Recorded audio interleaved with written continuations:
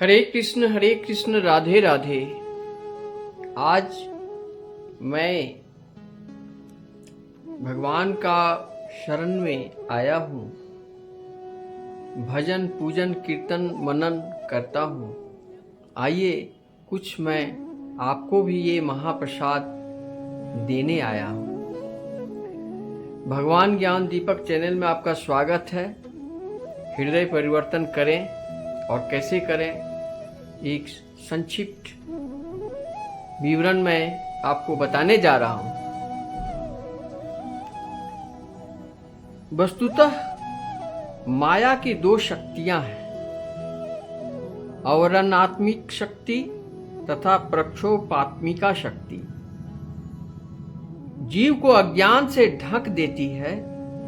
भले ही तिरस्कृत ग्रहित जीवन बिना बिता रहे हो, यह सोचेगा मैं बहुत सुखी हूं, मैं बिल्कुल ठीक हूं, उसका असली ज्ञान ढक जाता है। और प्रक्षेपात्मिका शक्ति जीव को भवसागर में धकेल देती है और उसे वहीं रहने देती है। जब कोई व्यक्ति कृष्ण भावनामृत तक पहुंचने का प्रयास करता होता है तो प्रक्षेपात्मिका शक्ति अधिकार पूर्वक कहेगी कि तुम कृष्ण भावनामृत संग में क्यों जा रहे हो, वहां अनेकानेक प्रतिबंध हैं, अनेक विधि विधान हैं, अच्छा यही होगा कि तुम उसे छोड़ दो।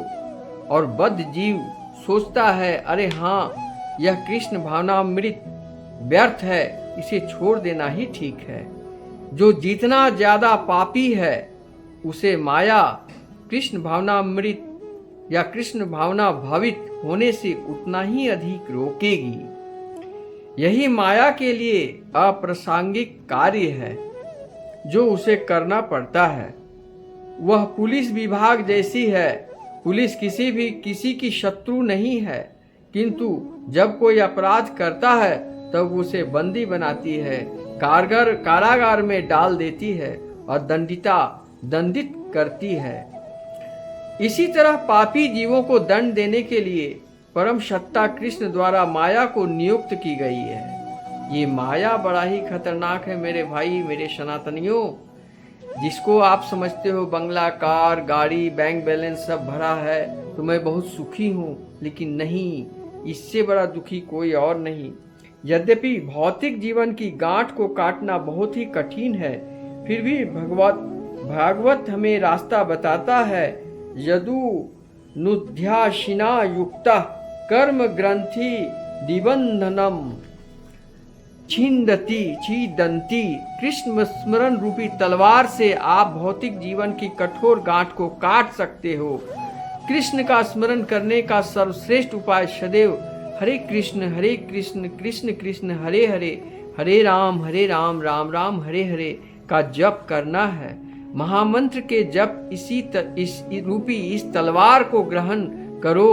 इस युग में भौतिक जीवन की गांठ को काटने का यही एकमात्र उपाय है। भौतिक जीवन का अर्थ है कर्म, यानी शाकाम कर्म। इस जीवन में शाकाम कर्म करके मनुष्य अपने अगले शरीर का निर्माण करता है। जो पाप कर्म करता है उसे कुकुर, सूअर या वृक्ष का शरीर मिल सकता है, और जो पुण्य कर्म करता है उसे देवता का शरीर मिल सकता है, किंतु वह भी एक गांठ है, बंधन है, वह स्वतंत्रता नहीं है। क्योंकि भौतिक रूप से ब्रह्मांड के सर्वश्रेष्ठ जीव देवता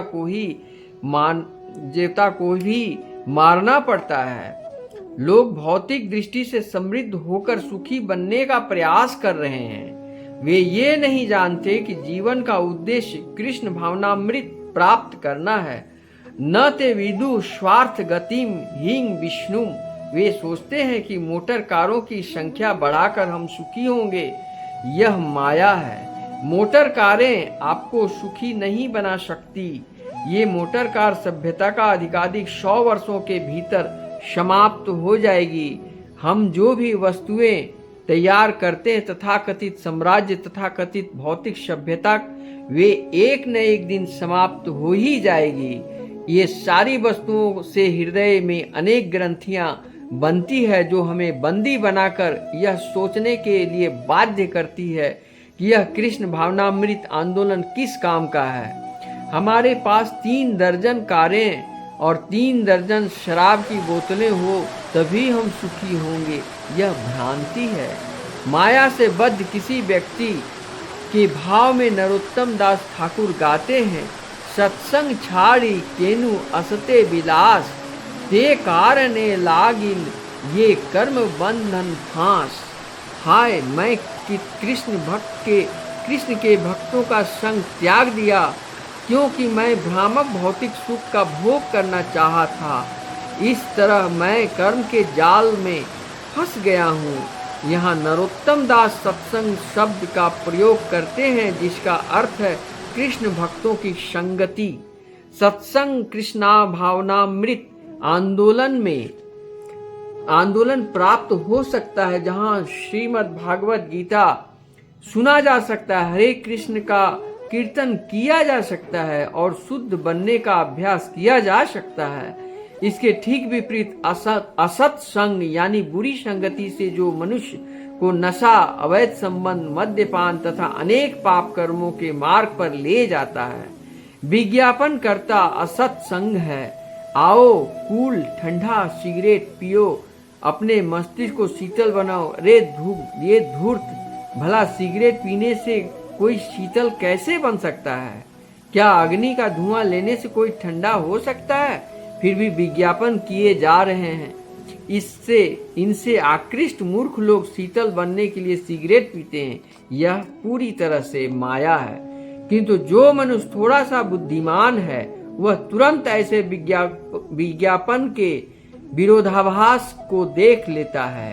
यह विज्ञापन दावा करता है कि सिगरेट पीकर शीतल बन सकता हूँ, यह कैसी बकवास है। इस तरह बुद्धिमता व्यक्ति माया की चाल को समझ सकता है और अपने सारे बहकावों में विरोधाभास देख सकता है। ठीक उसी प्रकार आप देखेंगे, जितने बाजार में नकली चीजों की बिक्री है और भरमार है, उसका प्रचार उतना ही तीव्र गति से किया जाता है और बड़ा ही आकर्षक विचार किया जाता है। सुंदर सुंदर स्त्रियों को, नवयुवक नवयुवतियों को उस आकर्षक प्रचार में लगाया जाता है। दुकान का आकर्षण का केंद्र बिंदु बना दिया जाता है और मूर्ख भौतिकवादी लोग उसमें पड़ जाते हैं। और उसमें भी एक और फंसने का तरीका है कि 50% 60% छूट है, उसमें सेल में जा रहा है, आपको 50% माफ है, आइए और हमारा सामान को खरीदें। वे सारे नकली सामान को आराम से बेच लेते हैं और लोग मूर्ख जो हैं वो उसमें चले जाते हैं। इस प्रकार आप हृदय में जो मूर्खता भरा हुआ है, जो अज्ञानता भरा हुआ है, उसको निकाल कर बाहर फेंको।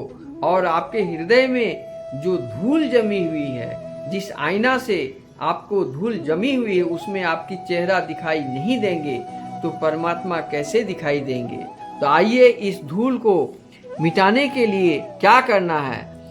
यद्यपि यहाँ पर भगवान गोविंद शब्द प्रयुक्त हुआ है, जिसका अर्थ है बुद्धिमान व्यक्ति।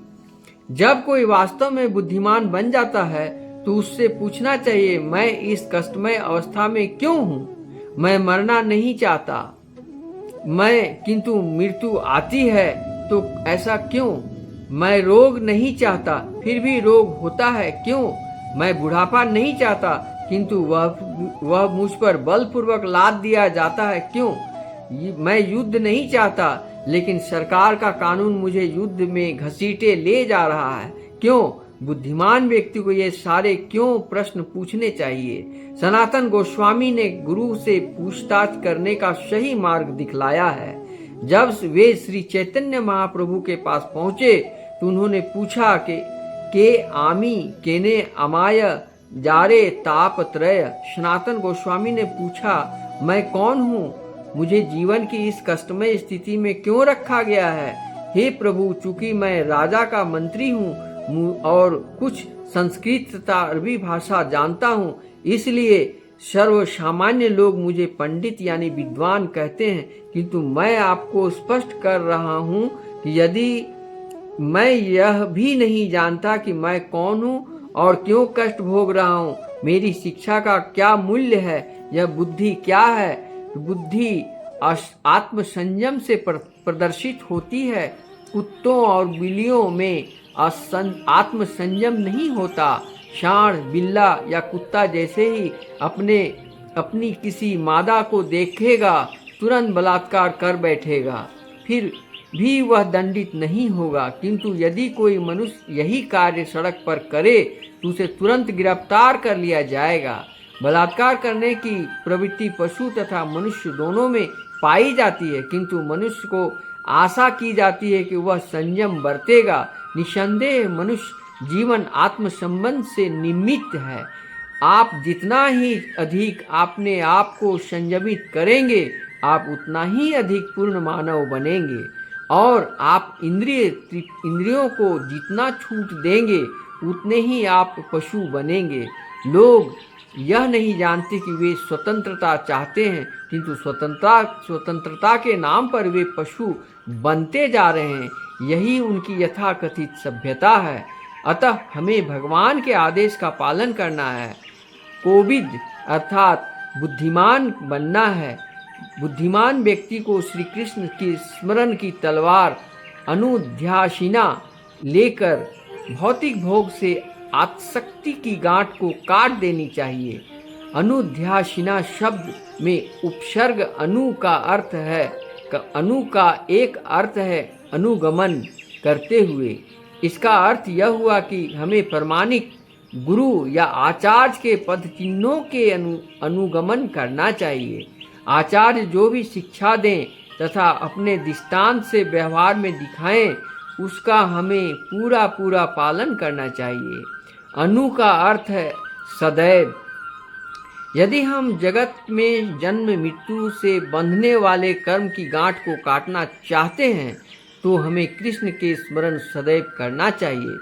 यह कर्म गांठ ही है जो हमें एक शरीर से दूसरे शरीर देहांतरण करने के लिए बाध्य करती है।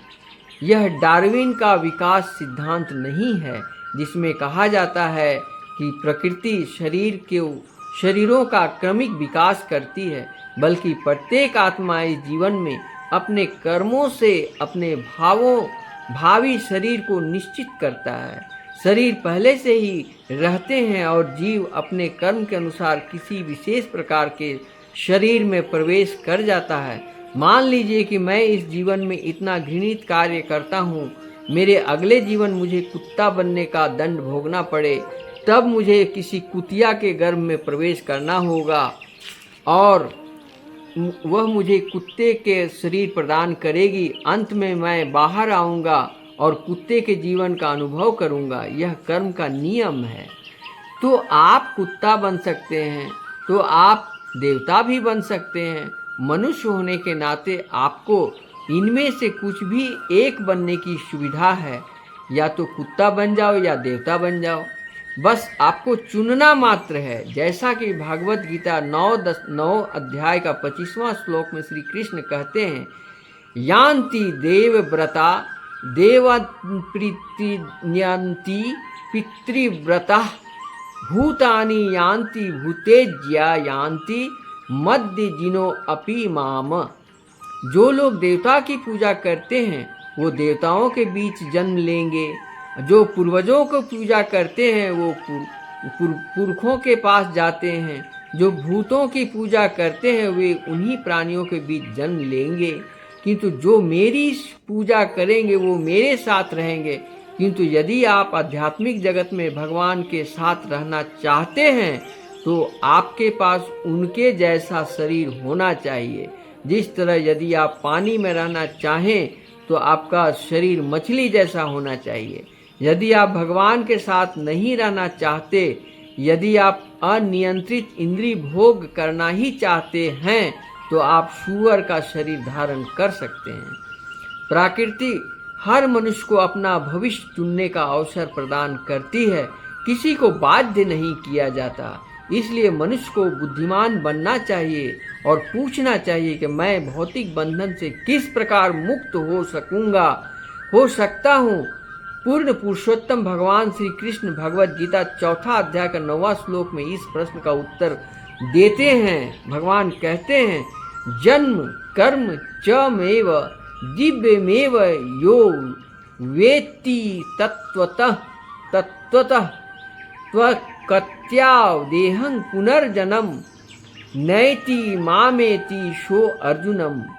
जो कोई मेरे प्रकाट्य तथा कर्मों के दिव्य प्रकृति को जानता है, वह शरीर त्यागने पर इस भौतिक जगत में पुनः जन्म नहीं लेता, अपितु हे अर्जुन, वह मेरे सनातन धाम को प्राप्त करता है।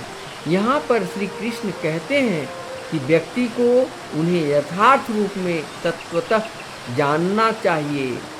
ऐसा ज्ञान भगवद गीता भगवतम जैसे प्रमाणिक शास्त्रों से प्राप्त होता है, किंतु आजकल अनेकानेक धूर्त प्रचार करते हैं। आपको किसी पुस्तक से भगवान को जानने की आवश्यकता नहीं है, बस मुझे भगवान मान लो। और लोग इतने मूर्ख हैं कि वे ऐसे धूर्तों को भगवान मान भी लेते हैं। वैज्ञानिक जगत में प्रत्येक दावे का किसी पुस्तक को प्रमाण दिया जाता है। उदाहरणार्थ मान लीजिए कोई किसी पेड़ के पास जाता है और उसे आम का पेड़ होने का दावा करता है, तब कोई व्यक्ति उसके इस दावे पर वनस्पति शास्त्र का पुस्तक के संदर्भ में आम के वृक्ष के गुणों को जानकर जांच कर सकता है। उसकी पत्तियों का आकार क्या है, फलों का स्वाद कैसा है इत्यादि। जब बात रसायन शास्त्र, भौतिक शास्त्र तथा अन्य प्रकार के विज्ञान के लिए सत्य है, इस तरह कोई व्यक्ति भगवान है या नहीं, इसके परीक्षण की भी विधि होती है। श्री चैतन्य महाप्रभु से पूछा गया था कि कोई व्यक्ति भगवान है या नहीं, उसकी जांच कैसे की जाए, तो उन्होंने कहा, शास्त्रों में भगवान के गुणों का उल्लेख किया गया है। यदि किसी में वे गुण हैं तो वह भगवान है। अतः हम कृष्ण को अंधविश्वास में आकर भगवान स्वीकार नहीं करते, अपितु इसलिए करते हैं कि उनके स्वभाव तथा कार्य शास्त्रों में उल्लिखित है। और प्रमाणित गुरु की जांच भी हमें इसी विधि से करनी चाहिए। जांच अंधविश्वास से नहीं, अपितु शास्त्र और प्रमाणों के आधार पर करनी चाहिए। प्रमाणिक गुरु के विषय में श्रीमद् भागवत गीता 11 अध्याय का 3 श्लोक में कहा गया है, तत्स्माद् गुरुं प्रपद्येत जिज्ञासु श्रेय उत्तम शाब्दे परे च निष्णातां ब्रह्म पुण्य पशमराश्रयम। जो व्यक्ति गंभीरता पूर्वक असली सुख चाहता है, वह उसे प्रमाणिक गुरु की खोज करनी चाहिए और दीक्षा द्वारा उनकी शरण ग्रहण करनी चाहिए। प्रमाणित गुरु योग्यता यह है कि उन्होंने चिंतन द्वारा शास्त्रों के निष्कर्षों का अनुभव किया होना चाहिए। वे अन्यों को इस निष्कर्षों के विषय में आश्वस्त करने के लिए सामर्थ होना चाहिए। ऐसे महापुरुष जिन्होंने सारे भौतिक विचारों को त्याग कर भगवान की शरण ले ली है, उन्हें ही प्रमाणिक गुरु माने जाने चाहिए। इस प्रकार हम यानी हमारा सनातनी एक से एक गुरु के पास जाते हैं, जो भगवान की लीलाओं का वर्णन करते हैं, जो भौतिकतावादी से बहुत दूर हैं। उनके पास पैसे का लेकर कोई बड़ी बड़ी कीमत लेने की बात नहीं है, और वो सच्चे हृदय से भगवान का शरण में रहते हैं और कथा वाचन करते हैं। तो उनकी कथा को सुनना, उनको गुरु मानना और उनसे गुरु दीक्षा लेकर ही हम मंत्र जाप कर सकते हैं। यहाँ 2 प्रकार की बातें हैं। जब तक आप गुरु का दीक्षा लेकर गुरु मंत्र नहीं करोगे, तब तक आपकी भक्ति मार्ग प्रशस्त नहीं होगा। और दूसरी बात, और दूसरे शब्दों में भगवान का ही गीता में ही कहता है कि कोई मंत्र, कोई पूजा, कोई तरह का कोई यज्ञ हवन पूजन कुछ भी नहीं करना है। सिर्फ हरिनाम लेकर और अपने आप को भगवान के हृदय में या भगवान के समक्ष समर्पण कर दो और अपने दोनों हाथ उठा दो, हे प्रभु अब मेरा सब कुछ तुम ही हो। और इस प्रकार जब तक आप अपने आप को समर्पण नहीं करोगे किसी प्रभु के पास, जिस देवता पर आपको विश्वास है उस देवता के पास जब तक आप समर्पित नहीं हो जाते, तब तक झूठा आडंबर समय व्यर्थ करना बेकार है। आप लाख हरि कीर्तन करें, लाख पूजन करें, लाख महाभारत गीता वेद पुराण पढ़ें, रामायण पढ़ें, रामायण से भक्ति और गीता से मुक्ति मिलती है, आप लाख भी करें, मगर जब तक आप अपने हृदय को परमात्मा में या परमात्मा के समक्ष समर्पण नहीं कर देते, तब तक आपको कोई लाभ नहीं होने वाला है। सर्वप्रथम आप अपने हृदय में भौतिकतावाद को त्याग कर आध्यात्मिकतावाद में आए और जिस देवता पर जैसे हिंदू मुस्लिम सिख ईसाई सबका अपना अपना देवता है, सभी धर्मों के अपने अपने गुरु हैं, सभी धर्मों के अपने अपने इष्ट देव हैं, जिन पर भी आपका विश्वास हो उन्हीं पर आप अपने आप को सरेंडर कर दो। विदाउट सरेंडर आप कुछ भी कर नहीं, यू कांट डू एनीथिंग। जब तक आप सरेंडर नहीं करते हो अपने आप को उस इष्ट देव के पास, तब तक आपका कुछ भी होने वाला नहीं है। आप गंगा स्नान करते हो, कथा सुनते हो, पूजन करते हो, फिर वहीं पहुंच जाते हो जहां तुम्हें नहीं जाना चाहिए। इसलिए सबसे पहले आत्मसमर्पण, पहले भगवान के प्रति, भगवान के शरण में आओ और भगवान को अपनी आत्मा को पूर्ण रूप से समर्पण कर दो। अगर तुम्हें समर्पण करने की सफलता मिल जाती है तो तुम्हें भगवत प्राप्ति का पहला द्वार खुल जाता है। उसके बाद दूसरी दरवाजा खुलने का तरीका ये है कि हरिनाम संकीर्तन, हरे कृष्ण कृष्ण कृष्ण हरे हरे, हरे राम राम राम हरे हरे, इस मंत्र महामंत्र का जाप शुरू कर दो। शुरू दिन 5 बार, दूसरे दिन 10 बार, तीसरे दिन 11 बार, इस तरह बढ़ाते बढ़ाते 16 माला, 108 का जो माला होता है उसको 16 बार जाप करने लगोगे। और वो जाप में रुचि होनी चाहिए। ये नहीं कि मैं गिनती को पूरा करने के लिए मार माला जपे जा रहा हूँ और मंत्र जाप किए जा रहा हूँ, लेकिन हम अपनी आत्मा को समर्पण नहीं करूँगा तो उससे कोई फायदा नहीं है। आप 5 बार ही राम नाम ले लो, वही काफी है। थोड़ा सा जल ले लो, वही काफी हो। 1 ठो फूल ले लो, वही काफी हो। लेकिन अपनी आत्मा को परमात्मा में समर्पण करने के बाद ही वो सार्थक होगा। जब मैं या मेरा सनातनी कोई भाई जब अपने आप को भगवान को शरण में समर्पण करेंगे तो उनके हृदय में जो हृदय रूपी आईना में जो धूल है धीरे धीरे मिटने लगेंगे और उस धूल को मिटने से आईना साफ हो जाएगा। और साफ आईने में जिस प्रकार हम अपना तस्वीर, अपना पिक्चर अपना दर्पण में देख लेते हैं, अपने मुखमंडल को देख पाते हैं, ठीक उसी प्रकार भक्तिमय भगवान को, श्रद्धामय भगवान को, दयामय भगवान को, परम परमेश्वर को हम देख पाएंगे और इसका परम आनंद का लाभ उठा पाएंगे। और हमें लगेगा कि यही सत्य आनंद है। हम कहाँ भटके हुए थे, कहाँ मांस मदिरा और झूठे झूठे माया आडंबरों में, भ्रमों में भटक रहे थे। इससे मुक्ति पाने का सर्वश्रेष्ठ उपाय यही है मेरे सनातनी भाइयों कि परमात्मा परम परमेश्वर के शरण में आओ और समर्पण कर दो। और समर्पण करने के बाद किसी गुरु जिस पर तुम्हें विश्वास है, अगर कोई न मिले तो अपने माता पिता को ही गुरु मानकर उनसे ही दीक्षा ले लो। और जो कोई अच्छे वृद्ध व्यक्ति हैं जो भगवान की लीला का बखान करते हैं, जो भगवान का हरिनाम संकीर्तन करते हैं, जो पैसे के पीछे नहीं जाते हैं, कोई भौतिकवादी चीज़ों के पीछे वो नहीं है, वो साधारण वेशभूषा में रहना पसंद करते हैं और सात्विक भोजन भी करते हैं, ऐसे व्यक्ति को गुरु मानकर उनसे दीक्षा लिया जा सकता है और दीक्षा लेकर मंत्र का जाप किया जा सकता है। इस प्रकार हृदय परिवर्तन करके, हृदय को शुद्ध करके दया, सत्य, भक्ति और शुद्धि के द्वारा ही हृदय में परिवर्तन आएंगे और हृदय के अंदर जो अहंकार, भ्रम, माया, मोह, क्रोध, लोभ जो फंसे हुए हैं, जकड़े हुए हैं, वो निकल जाएंगे और मन को ये जो मन है वो इंद्रियों का और हमारा जो जीवन और हृदय रूपी रथ में जो मन है वो सारथी बना हुआ है। मन जो है वो किस तरफ ले जा रहा है? असत्य के मार्ग में ले जाना चाहता है। ये मन बड़ा पापी होता है। मन कभी सात्विक सतोगुण की तरफ नहीं जाएगा।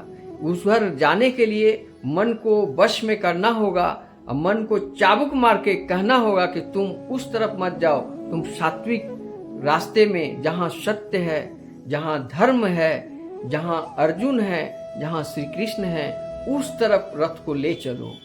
उस तरफ नहीं जिधर दुर्योधन है और अधर्म है, असत्य है, उस तरफ मत ले जाओ।